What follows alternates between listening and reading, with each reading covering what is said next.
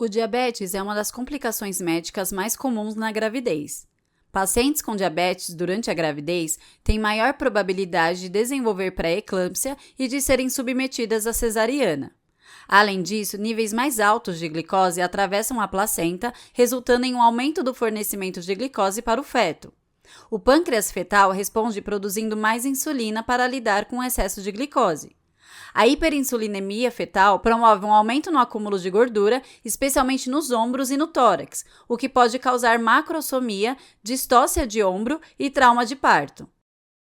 Além disso, uma vez que o cordão umbilical é clampeado após o parto, o fornecimento de glicose materna é interrompido, o que pode levar à hipoglicemia neonatal.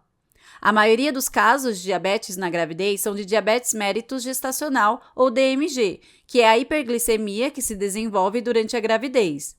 No entanto, muitas pacientes não realizam rastreamento de diabetes antes da gravidez, o que pode dificultar a diferenciação entre diabetes mellitus gestacional e diabetes pré-existente ou pré-gestacional, do tipo 1 ou do tipo 2.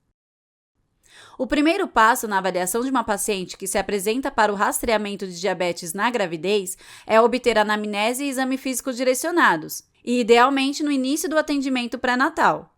Primeiro, você deve avaliar se a paciente tem um diagnóstico prévio de diabetes tipo 1 ou tipo 2.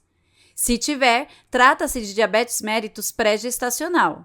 Essa distinção é importante, pois pacientes com diabetes pré-gestacional têm maior probabilidade de apresentar complicações maternas e fetais significativas durante a gravidez e geralmente necessitam de monitoramento adicional. Por outro lado, se sua paciente não tiver um diagnóstico prévio de diabetes tipo 1 ou tipo 2, o próximo passo é avaliar se ela está em alto risco de desenvolver diabetes mellitus gestacional. Uma paciente com alto risco terá um IMC elevado de pelo menos 25, além de um ou mais fatores de risco adicionais.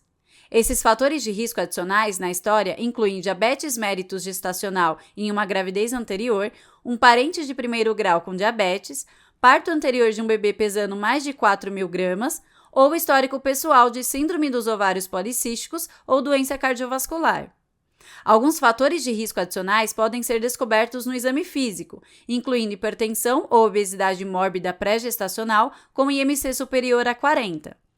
Por fim, fatores de risco adicionais relacionados a exames laboratoriais incluem hemoglobina glicada de 5,7% ou mais e certos valores lipídicos anormais, como HDL inferior a 35 mg por decilitro e triglicérides superiores a 250 mg por decilitro. Todas as gestantes devem ser triadas para diabetes gestacional. Se a glicemia de jejum for maior ou igual a 92 mg por decilitro, a partir de 20 semanas, o diagnóstico é DMG. Pacientes com valores normais devem ser triadas novamente entre 24 e 28 semanas de gestação. Para isso, podem ser usados a glicemia plasmática de jejum e o teste de tolerância à glicose por via oral de 75 gramas.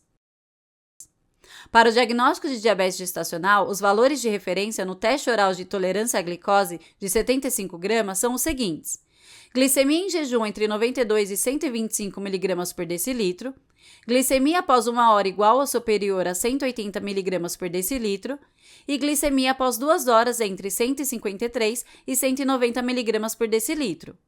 No caso de diabetes mellitus prévio, os valores são glicemia em jejum igual ou superior a 126 mg por decilitro e glicemia após 2 horas igual ou superior a 200 mg por decilitro.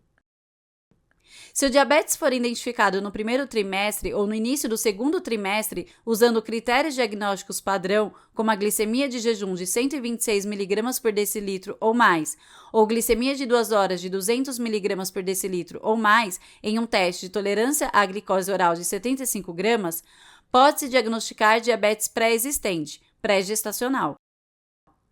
As pacientes diagnosticadas com diabetes mellitus gestacional devem ser orientadas sobre modificações no estilo de vida, incluindo uma dieta controlada em carboidratos e exercícios físicos regulares.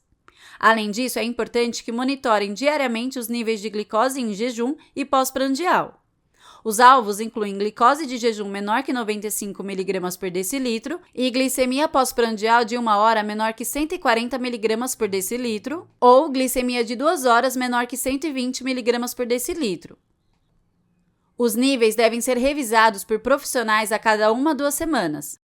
Pacientes que conseguem manter consistentemente os níveis de glicose-alvo com dieta e exercício sozinhos podem continuar com o manejo atual. Por outro lado, aquelas que não conseguem atingir os níveis-alvo consistentemente precisam de uma combinação de dieta, exercícios e medicação. Normalmente, a insulina é indicada para controle glicêmico adequado. Porém, a metformina pode ser uma alternativa de segunda se houver falha de adesão.